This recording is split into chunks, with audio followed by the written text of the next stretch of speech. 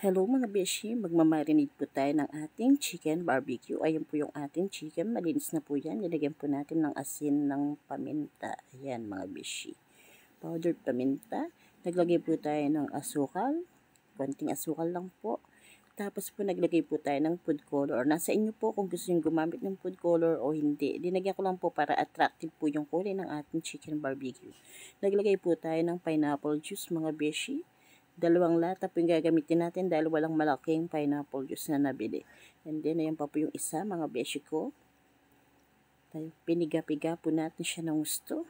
Tapos po, naglagay po tayo ng marinade barbecue sauce. Ayan, mga beshi.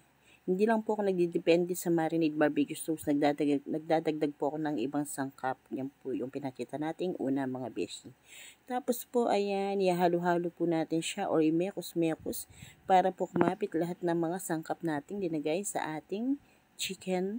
Ayan po mga beshi. Masusing halo-halo lang po siya. Bali po yan mga beshi, ras order po yan. Ang ginawa po natin sa halip na mag-ihaw tayo, ang ginawa na lang po natin is pinrito na lang po natin siya. Kasi ras order po siya. Hindi na po natin mahabol yung oras kung ihaw po natin siya. Magagahol po tayo sa oras ng delivery mga beshi. Ayan po. Tapos mga beshi, ayan, nakapag-set aside lang po tayong, nirest lang po natin siya ng 30 minutes sa lip na 1 hour. Dahil nga po ras order po siya, wala nang oras para patagalin pa po natin yung ating pa-order. And then ay mga beshi, start na po natin ng pagpiprito ng ating marinade, ng ating chicken. Para po kahit slight lang snap prito siya, hindi malansa pagka ginisa po natin siya. And then ay mga beshi, dahil naluto na po siya, mayroon na po tayo nakareding bawang. Bawang lang po yung gagamitin natin mga beshi. Hindi po gumagamit ng paminta pag ginigisa ko na siya. Yung pinaglutuan po natin, pinagprituhan, yun po yung ginamit natin pinanggisa mga beshi. Ayan po.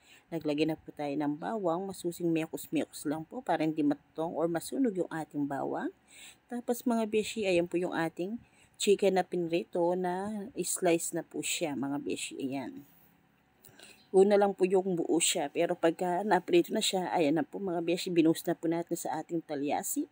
I-ready na po natin bubuhos yung ating sauce, yung pinagbabaran natin sa ating chicken. Ayan. Ayan po mga beshi.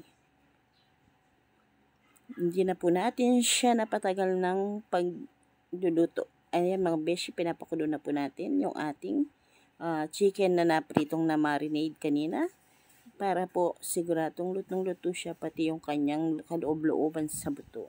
And then ayan, naka-plating na po yung ating marinade chicken, yung ating chicken barbecue or chicken teriyaki mga beshi.